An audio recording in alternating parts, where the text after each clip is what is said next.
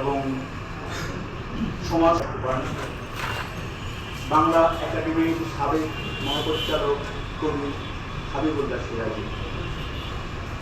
এই দুজন মানুষ আমাকে অপত্য স্নেহে এবং ভালোবাসে। সবাই নিয়ে অনেক আলোচনা হয়েছে এবং এ নিয়ে আর তেমন বেশি কিছু বলার আমার নেই। শুধু এটুকু না বললেই নয় যে এ বইটি দেশ থেকে কিছু মানুষের হাতদার এবং অভিবাসনের বাস্তব অথচ নির্মম চিত্র। এই গল্পগুলোর কাহিনী ভিন্ন, উপজীব্য ভিন্ন, কিন্তু প্ল্যাটফর্ম এক এবং অভিন্ন। তা হলো বিভক্তি এবং ধর্মীয়। সেই সাথে ধর্মকে নানা উছিলা এবং অজুহাতে অর্থনৈতিক এবং রাজনৈতিক কারণে নির্লজ্জভাবে ব্যবহারের প্রয়াস। এবং এটা শুধু বাংলাদেশে নয়, বাংলাদেশের আশেপাশে আমাদের প্রতিবেশী দেশগুলোতে এবং সংক্রামকভাবে এটি ছড়িয়ে পড়েছে সারা বিশ্বে। আমাদের এখান থেকে বেরিয়ে আসতে হবে। আমি জানি না কিভাবে আমরা বেরোবো। আমরা যদি ইমিগ্রেশন বা অভিবাসনের কথা বলি, প্রাগৈতিহাসিক কাল থেকেই মানুষ ছুটছে।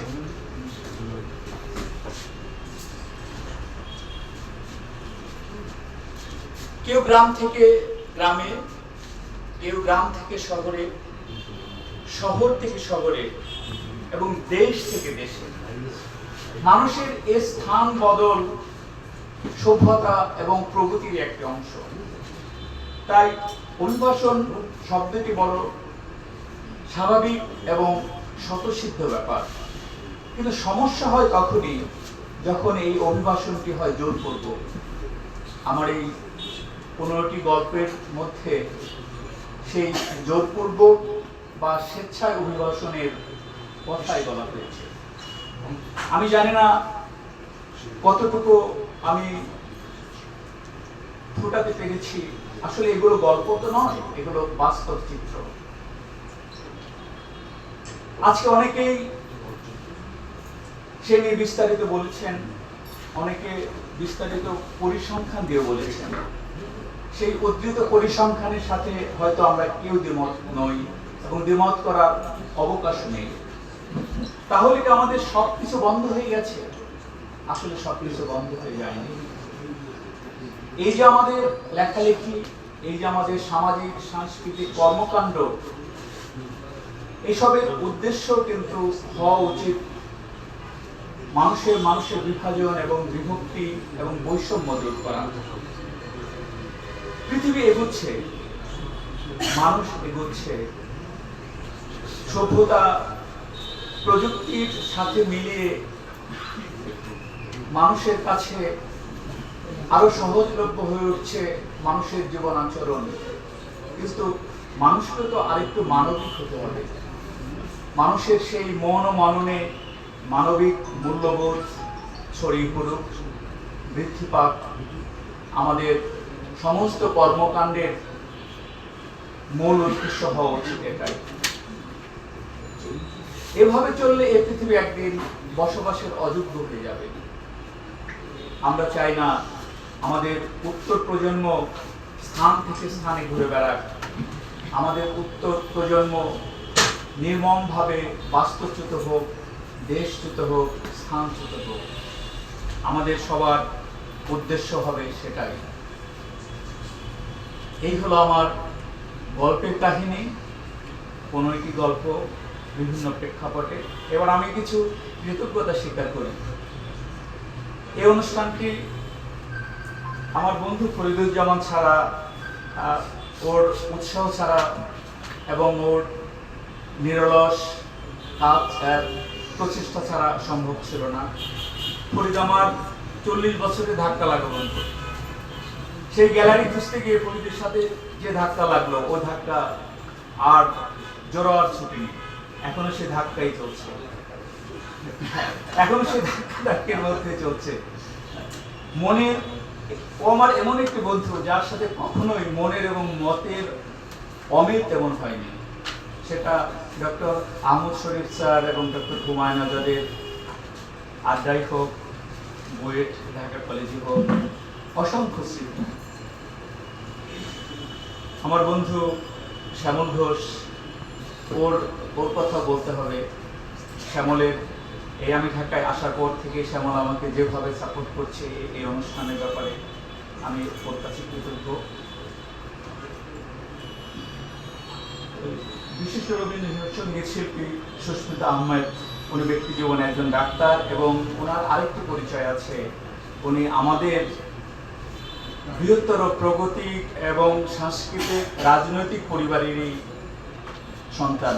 উনি আমাদের সাইফুদ্দিন মানিক ভাইয়ের ভাগ্নি এবং সে সূত্র থেকেও অনেক আগে থেকেই ওনার নাম শুনেছিলাম। আমার একটা সাইট আছে উত্তরের গান, রবীন্দ্রসঙ্গীত নিয়ে আমি কিছু লেখালেখি করেছিলাম, সেখান থেকে উনি আমাকে খুঁজে পেয়েছেন এবং আমি ওনার গানকে খুঁজে পেয়েছি। বাংলাদেশে যে কয়জন বিশিষ্ট রবীন্দ্রসঙ্গীত শুদ্ধ ধারার রবীন্দ্রসঙ্গীত চর্চা করেন, সুস্মিতাদি তাদের অন্যতম। উনি আজকে বলছিলেন আসার পরে যে কালকে ওনার একটা প্রোগ্রাম আছে মোহনার সকালে, আমরা সবাই দেখব, আপনার অনুষ্ঠানে সাফল্য কামনা করি। আজকে যারা এখানে এসেছেন এদের প্রায় সবাই আমার পরিচিত। এই পরিচয়ের সূত্রগুলো বিভিন্ন সূত্রে গাঁথা। আমার স্কুল, কলেজ, সাহিত্যাঙ্গন এবং সর্বোপরি ডক্টর হুমায়ুন আজাদ এবং ডক্টর আহমদ শরীফ স্যারের আড্ডা। আমি নতুন করে কাউকে পরিচয় করিয়ে দেব না, সবার পরিচয়, এবং আমি জানি যে প্রত্যেকে মোটামুটিভাবে চিনি। আপনাদের কাছে আবার আমার প্রবাস জীবন, আমি জানি না, আমার প্রবাস জীবনে কোনো আত্মশ্লাঘা নেই। দীর্ঘদিনের প্রবাস জীবনে যা অনুভব করি সেটা আত্মগ্লানি, তো সেটা শেকড় উপড়ানোর বেদনা। তাই আমি বারবার ফিরে আসি। আমি সুযোগ পেলেই আপনাদের সান্নিধ্য, দেশের সান্নিধ্য, জন্মভূমির সান্নিধ্য আসি। আমি ছোট্ট একটি আমার ব্যক্তিগত স্মৃতিচারণ করি। আমার দুই বোন, তারা বিভিন্ন কারণে পশ্চিমবঙ্গে থাকেন। আমার বাবা দীর্ঘদিন মানিকগঞ্জের একটা প্রথিত যশা স্কুলের শিক্ষক ছিলেন। আমাদের সিনিয়র কিছু ভাই এখানে এসেছেন, উনি জানেন। আমার বাবার বয়স 87 বছর। ওদিন বাংলাদেশ এবং ভারত খেলা হচ্ছে, আমি বাংলাদেশ সাপোর্ট, আমি তখন কলকাতায়। আমার ভাগ্নেদের জন্ম পশ্চিমবঙ্গে। আমার ভাগ্নেরা তার দাদুকে জিজ্ঞেস করছে, দাদু, আমার বাবা যার স্মৃতি বিভ্রম প্রায় বলাই চলে, উনি বলছেন জন্মভূমির সাথে আমি কখনো বিশ্বাসঘাতকতা করতে পারবো না। আমি বাংলাদেশের সাপোর্টার, বাংলাদেশ আমার জন্য, এবং আমি সেই বাবার সন্তান। আমি বারবার আসি। যাই হোক, আমি আর দীর্ঘ সময় নেব না। তপন বলবে, সুভাষদা বলবেন। আমি যে কবিতাটি প্রায়শই পড়ি এবং যে কবিতাটি আমার সবচেয়ে প্রিয় কবিতা এই প্রবাস জীবনে, আমি সেই কবিতাটা আমি পড়ছি এখন। কবিতাটি মাইকেল মধুসূদন দত্তের বঙ্গভূমির প্রতি। লেখুমা দাসের মনে এ মিনতি করি পদে, সাধিতে মনের স্বাদ ঘটে যদি পরমাপ, মধুহীন করুণাগো তব মন কোপনদে। প্রবাসে দৈবের বসে জীবতারা যদি খসে, এ দেহ আকাশ হতে খেদ নাকি তাহে। জন্মিলে মরিতে হবে, অমরকে কোথা কবে, চিরস্থির কবে নেই হাইরে জীবন নদে। কিছু যদি রাখো মনে, নাহি মা ডরি সমনে, মক্ষিকাও গলে নাকো পড়িলে অমৃতর করে। সেই ধন্য নরকোলে লোকে যারে নাহি ভুলে, মনের মন্দিরে সদা সেবে সর্বজন। কিন্তু কোন গুণ আছে যাচিব যে তব কাছে হেন অমরতা আমি, কহব শ্যামা জন্ম দে। তবে যদি দয়া করো ভুল দোষ গুণ করো, অমর করিয়া বর দেহ দাসে সুখ হ্রদে।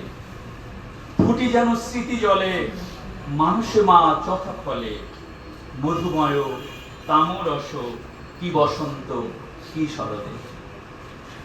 আপনারা সবাই সুস্থ থাকুন, ভালো থাকুন, আবার দেখা হবে।